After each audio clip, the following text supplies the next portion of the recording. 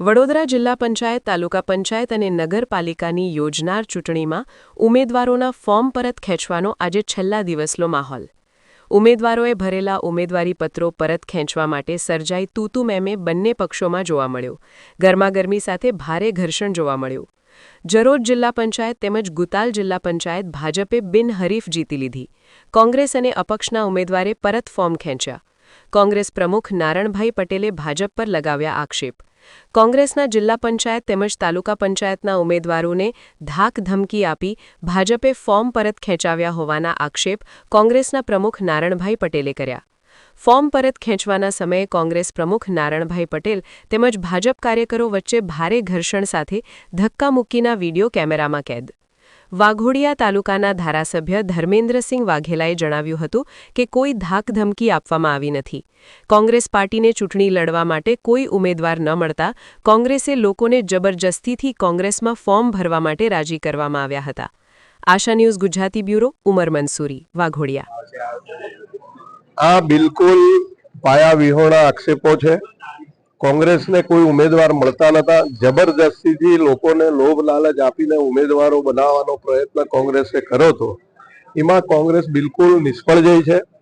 અમારા દેશના યશસ્વી વડાપ્રધાન અને ગુજરાતના પનોતા પુત્ર નરેન્દ્ર મોદી સાહેબ અને અમિતભાઈ શાહ સાહેબની જે કામગીરી છે એ 370 રામ મંદિર, યુસીસી, ઘણા બધા એવા નિર્ણયો લીધા છે કે જેનાથી તમામ મતદાર, તમામ લોકો ખુશ હોય. એમને કોંગ્રેસમાંથી લડવું જ નતું, એમને જબરદસ્તીથી લડાવવામાં આવ્યા હતા. એ પોતે પણ જે ઉમેદવાર છે એ ભાજપની માનસિકતા ધરાવતા વાળા વ્યક્તિઓ છે, ભાજપની વિચારધારા ધરાવે છે. જબરજસ્તીથી એ લોકો ઉપાડીને ફોર્મ ભરી ગયા હતા. એમને પોતાની એમની ગેરસમજ સમજાણી એટલે એમને પોતે નિર્ણય લીધો કે મારે કોંગ્રેસમાંથી ઉમેદવારી નથી કરવી, મારે મારા ગામનો વિકાસ કરવો છે. એટલે એમને પોતે સ્વેચ્છાએ ફોર્મ ખેંચ્યું છે. એમને અહીંયા જબરજસ્તીથી ઉઠાવવાનો પ્રયત્ન કરવા માટે કોંગ્રેસના લોકો આવ્યા હતા.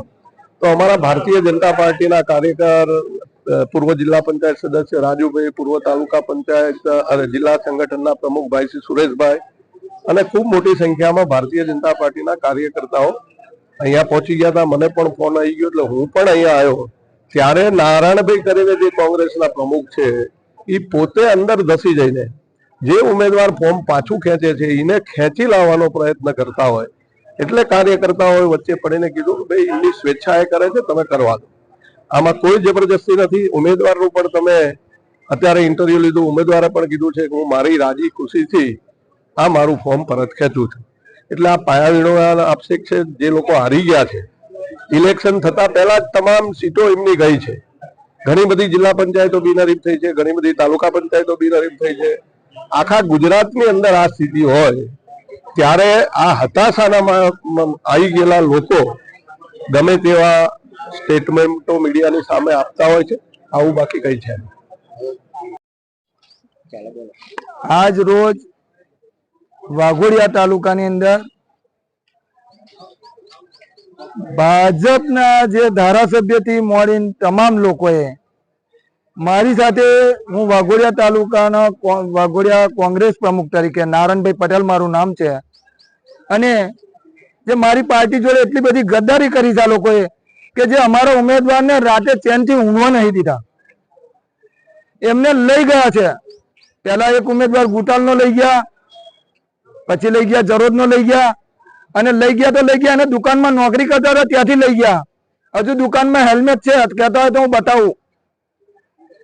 અને હેલ્મેટ મુકાવીને એને લઈ ગયા. ત્યાંથી લઈ ગયા પછી ધાક ધમકી આપવાની, ધાક ધમકીથી ના મળે પેલા પૈસાની વાત કરવાની, પૈસા ના લે તો ધાક ધમકી આપવાની. શું આ સંવિધાન આવું કે છે?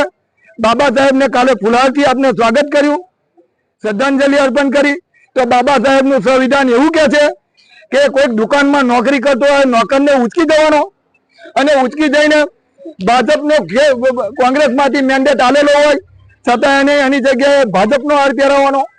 પણ એવું નહીં, કોંગ્રેસ વાળા માણસો ભાજપમાં જતા હોય તો આપણે નિષ્કાળજી હોય. નિષ્કાળજી કે અમે જોડે રાખ્યા છે એમને, અને પછી લઈ જાય. મેં કહું છું દુકાનમાં નોકરી કરે છે, ગરીબ માણસ છે, નોકરી ના કરે તો શું કરશે? એવા કેવા ઉમેદવારો કે રાતોરાત બદલાઈ જાય, આટલો બધો વિશ્વાસ રાતે ને અમે કોઈ પણ વસ્તુ હોય, ઉમેદવાર છે, ઉમેદવારને ખેલદિલીથી લડવા દે તો ખબર પડશે તમને. કે ભાજપ આવશે કે કોંગ્રેસ આવશે કે અપક્ષ ઉમેદવાર આવશે, તમે અમે લડવા દો. જો તમારી અંદર તાકાત હોય તો અમે બધાને લડવા દો એમ કહું છું.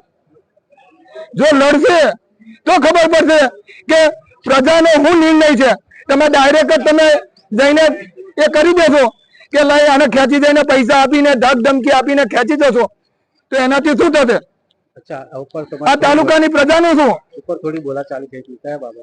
એ મારે આ બાબતે બોલાચાલી થઈ કે મેં એમ કહ્યું કે તમે ભાજપ વાળા બે અહીંથી જતા રહો, મેં કોંગ્રેસનો મેન્ડેટ આપ્યો છે, મેં એની જોડે 10 મિનિટ વાત કરું, પછી એની જો ઈચ્છા હશે તો એ તમારે ફોર્મ પાછું ખેંચી લેશે.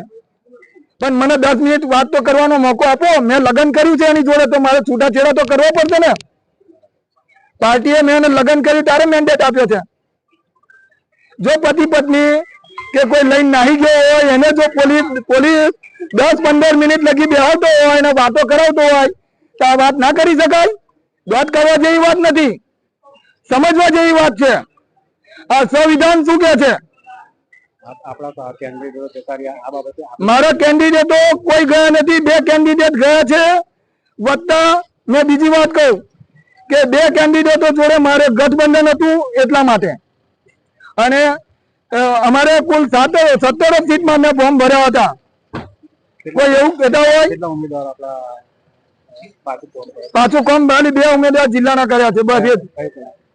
એક ગુતાલ અને એક જરોદ.